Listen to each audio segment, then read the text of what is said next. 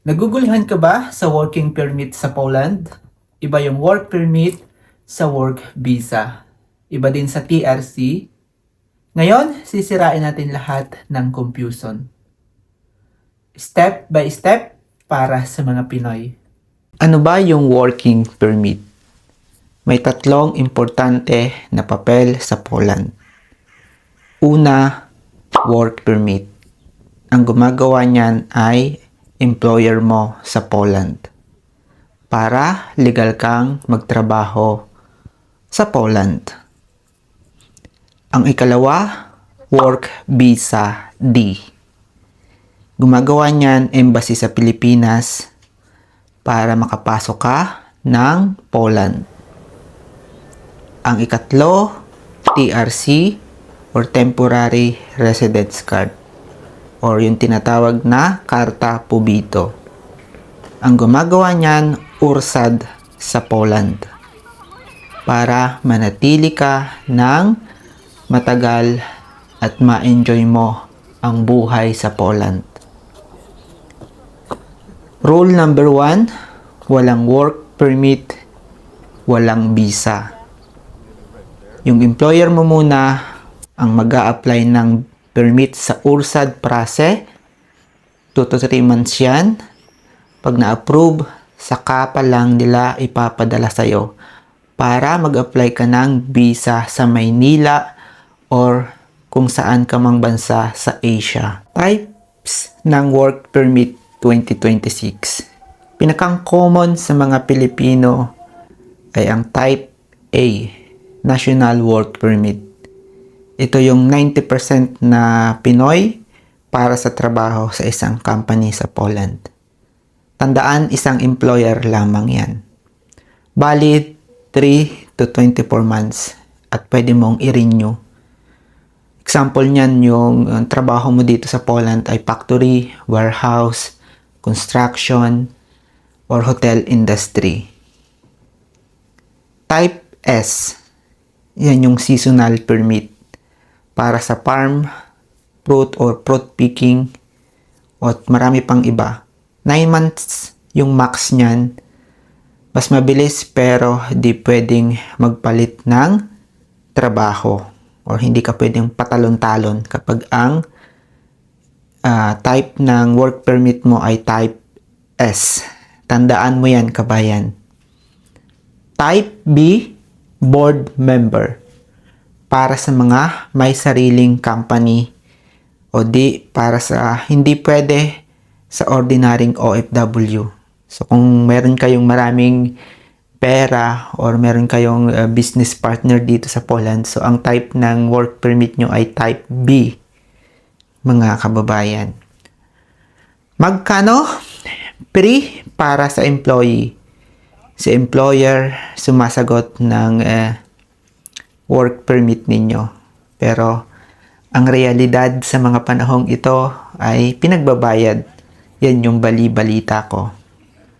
So nagkakahalaga yan ng 100 PLN dito sa Poland. Hindi ko alam ang presyo sa Pilipinas sa mga panahong ito. Step by step ang process niyan. Ang step 1, job offer. 1 to 2 weeks, may agency man or direct man kayo, dapat may contract ka muna. Ang step 2, employer applies work permit. So 1 to 3 months. Employer pupunta sa URSAD Prase, hihintayin nila yung approval. Ikaw, wala kang gagawin. Ang step 3, receive Ausbiandschiene or permit via email or courier. Pag na-approve, papadalhan ka ng scan. Ang original ay sa embassy.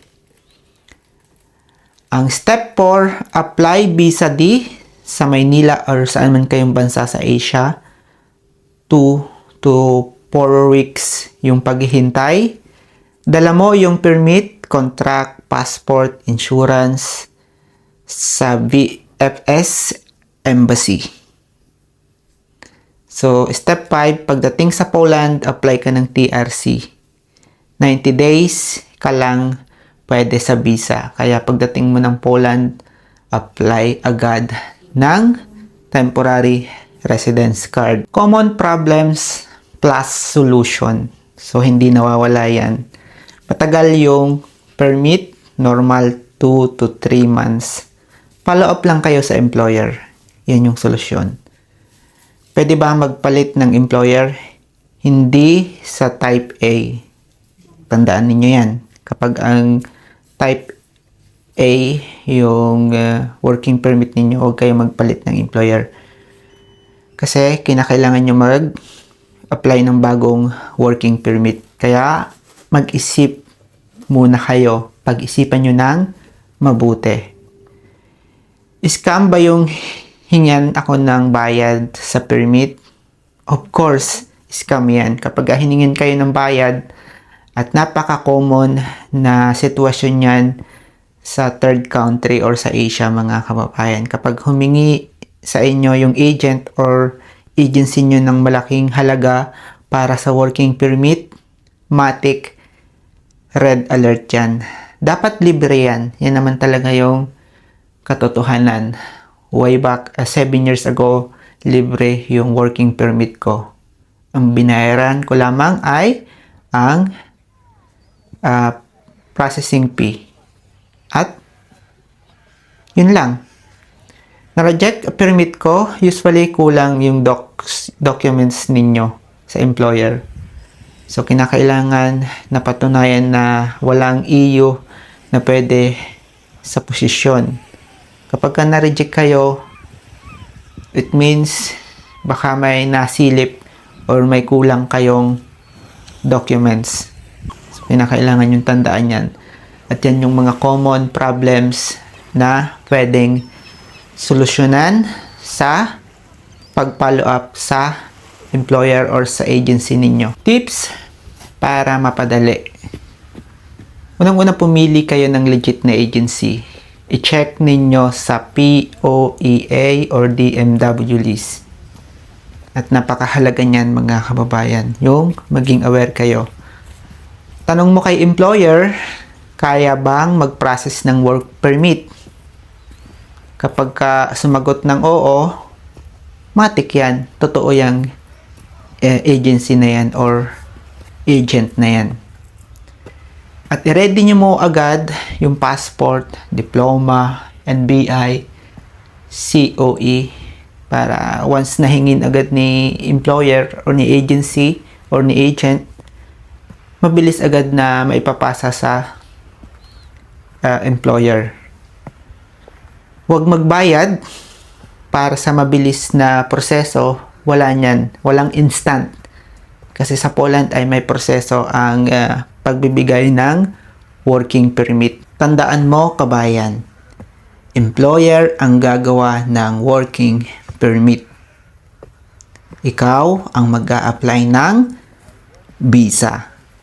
At pagdating mo sa Poland, mag-a-apply ka ng temporary residence card or karta pubito.